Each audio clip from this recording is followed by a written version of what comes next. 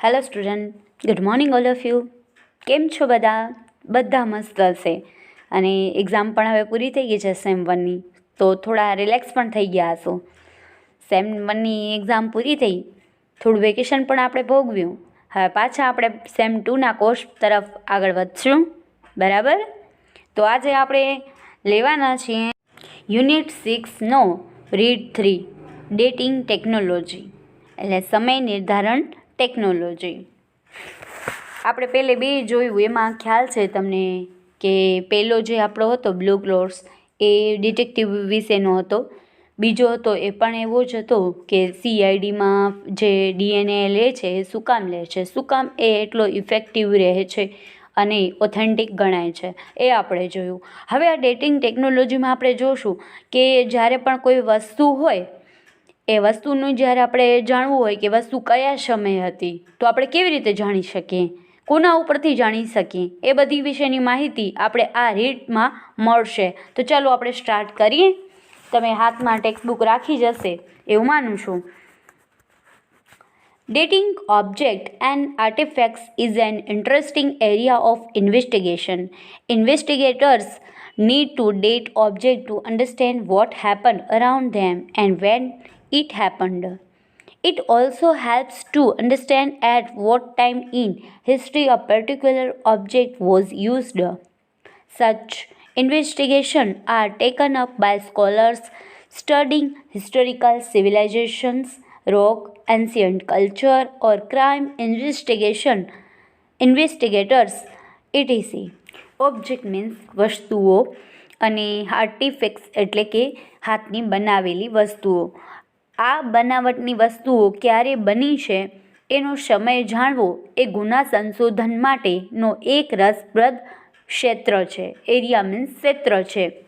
Investigators need to date objects to understand what happened around them and when it happened. એટલે તેમની આસપાસ શું બન્યું છે અને ક્યારે બન્યું છે એ સમજવા માટે ગુના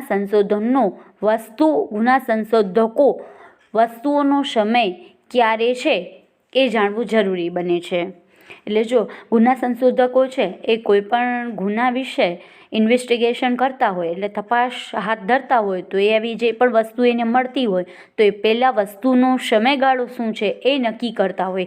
એના ઉપરથી એને ખ્યાલ પડતો હોય કે આ ગુનો ક્યારે બન્યો હશે, એની આસપાસ શું બન્યું છે, કે આ જે વસ્તુ છે એ ક્યારનો ઇતિહાસ રજૂ કરે છે. It also helps to understand, એટલે જે એને મદદરૂપ બને છે સમજવા માટે કે વોટ ટાઈમ ઇન હિસ્ટ્રી, શું આ કયા સમયની ઇતિહાસ રજૂ કરે છે. પર્ટિક્યુલર એટલે કોઈ પણ ચોક્કસ વસ્તુ જે ઉપયોગ થઈ હતી, આ ગુના માટે જે વસ્તુનો ઉપયોગ થયો હતો એ ચોક્કસ એનો સમયગાળો શું છે એના ઉપરથી જાણી શકે છે. Such investigation are taken up by scholars, એટલે અમુક જે તપાસ જે છે એ સ્કોલર્સ એટલે કે તજજ્ઞો દ્વારા હાથ ધરાતા હોય છે. જે શેના માટે, તો કે ઐતિહાસિક સંસ્કૃતિઓ, પછી ખડકો, પ્રાચીન રીતિરિવાજો, કે પછી ગુના શોધકો માટે આ વગેરે જેવા અભ્યાસ માટે આવી બધી તપાસો છે એ હાથ ધરાતી હોય છે. આગળ, several techniques are used to establish the ages of various ancient natural objects and artifacts. Various methods are based on radioactivity.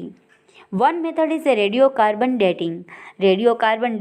Carbon or carbon-14 is a form of the element carbon. It is unstable and weakly radioactive. The stable forms are carbon-12 or carbon-13. Carbon-14 constantly takes from and then changes in the upper atmosphere. હવે several techniques એટલે ઘણી બધી ટેકનિક્સો એ વિવિધ પ્રાચીન, ancient means પ્રાચીન વસ્તુઓ, natural એટલે કે પ્રાચીન કુદરતી વસ્તુઓ અથવા આર્ટિફેક્ટ્સ એટલે હાથેથી બનાવેલી જે વસ્તુઓ હોય છે એનો સમય જાણવા માટે કેટલીક ટેકનિકો આવી વપરાતી હોય છે. Various methods are based on radioactivity, પણ ઘણી બધી વિવિધ પદ્ધતિઓ છે, મેથડ મીન્સ પદ્ધતિઓ છે, એ કોના ઉપર આધારિત રાખે છે, તો કે રેડિયો એક્ટિવિટી ઉપર આધાર રાખે છે. એમાંની વન મેથડ એટલે એમાંથી એક એક મેથડ છે એ રેડિયો કાર્બન ડેટિંગ છે. એટલે રેડિયો કાર્બન ઉપરથી એનો સમય કોઈ પણ વસ્તુનો જાણી શકાય છે. હવે રેડિયો કાર્બનમાં રેડિયમ કાર્બન 14 જે છે એ કાર્બનનું જ એક એલિમેન્ટ એટલે એનું જ એક ઘટક છે. એમાં અનસ્ટેબલ એટલે કે અસ્થિર એવું હોય તો એ છે અને વીકલી રેડિયો એક્ટિવ છે. વીકલી રેડિયો એક્ટિવ એટલે ઓછા પ્રમાણમાં કિરણોત્સર્ગી છે. એ કોણ છે? કાર્બન 14 છે. અને કાર્બનના સ્થિર સ્વરૂપો જો કોઈ હોય તો એ છે કાર્બન 12 અને કાર્બન 13. જ્યારે કાર્બન જે 14 છે એ સતત કેવું છે? બદલાતું રહેતું છે.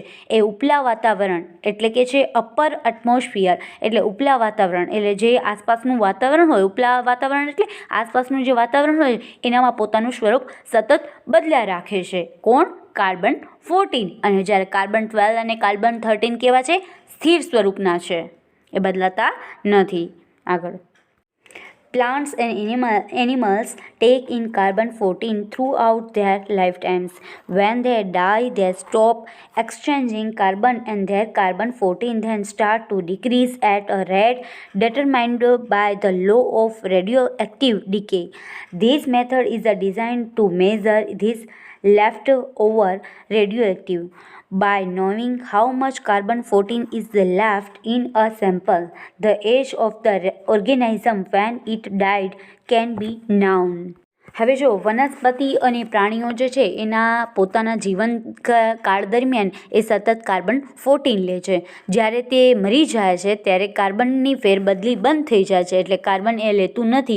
એટલે કાર્બનની આવન જાવન થતી નથી. જેમ આપણે ઓક્સિજન લઈએ છીએ તો ઓક્સિજન કેમ આપણે કાર્બન ડાયોક્સાઇડ બહાર કાઢીને ઓક્સિજન લઈએ તો આપણે આપ લે કરીને, એવી રીતે જ્યારે પ્રાણીઓ મૃત બને છે ત્યારે આ કાર્બન 14ની આપ લે બંધ થઈ જાય છે. અને જેથી કરીને કાર્બન 14 જે છે એ કિરણોત્સર્ગી ક્ષયના નિયમ અનુસાર ઘટવાનું શરૂ કરી દે છે. એટલે હવે એ લેતું બંધ થઈ જાય તો જેટલો એનામાં કાર્બન 14 લીધો હોય, કોઈ પણ પ્રાણી હોય એણે જેટલો કાર્બન 14 લીધો હોય એ ધીમે ધીમે ઘટવાનું શરૂ થઈ જાય. ધારો કે એણે લીધો હોય 100 તો પછી ધીમે ધીમે 99 થાય, 98 થાય, 97 થાય, આવી રીતે ધીમે ધીમે ઘટવાનું શરૂ કરી દે. અને આ પદ્ધતિ એ શેષ કિરણોત્સર્ગ પ્રક્રિયાના માપન માટે આ પદ્ધતિ છે એને નિર્ધારિત કરવામાં આવી છે. એટલે કે એને માપ માટે તૈયાર કરવામાં આવી છે.